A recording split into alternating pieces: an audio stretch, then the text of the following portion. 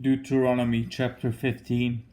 At the end of every 7 years thou shalt make a release, and this is the manner of the release. Every creditor that lendeth aught unto his neighbour shall release it.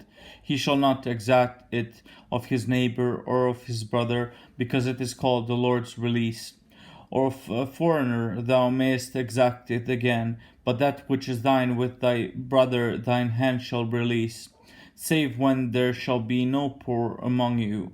For the Lord shall greatly bless thee in the land which the Lord thy God giveth thee for an inheritance to possess it.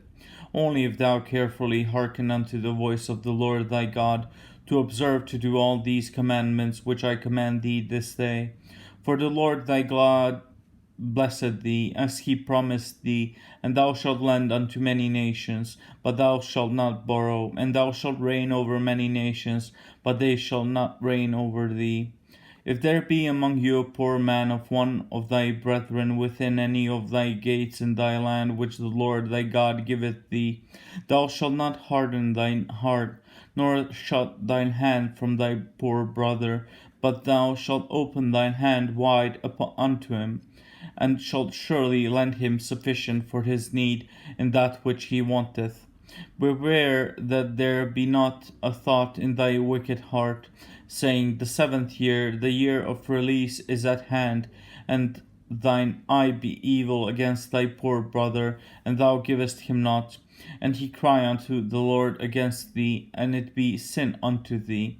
Thou shalt surely give him, and thine heart shall not be grieved when thou givest unto him, because that for this thing the Lord thy God shall bless thee in all thy works, and in all that thou puttest thine hand unto. For the poor shall never cease out of the land. Therefore I command thee, saying, Thou shalt open thine hand wide unto thy brother, to thy poor, and to thy needy in thy land. And if thy brother, an Hebrew man or an Hebrew woman, be sold unto thee, and serve thee 6 years, then in the 7th year thou shalt let him go free from thee. And when thou sendest him out from thee free, thou shalt not let him go away empty. Thou shalt furnish him liberally out of thy flock, and out of thy floor, and out of thy winepress, of that wherewith the Lord thy God hath blessed thee, thou shalt give unto him. And thou shalt remember that thou wast a bondman in the land of Egypt, and the Lord thy God redeemed thee. Therefore I command thee this thing today. And it shall be, if he say unto thee, I will not go away from thee, because he loveth thee and thine house, because he is well with thee, then thou shalt take an awl, and thrust it through his ear unto the door, and he shall be thy servant forever. And also unto thy maidservant thou shalt do likewise. It shall not seem hard unto thee when thou sendest him away free from thee, for he hath been worth a double hired servant to thee in serving thee 6 years, and the Lord thy God shall bless thee in all that thou doest.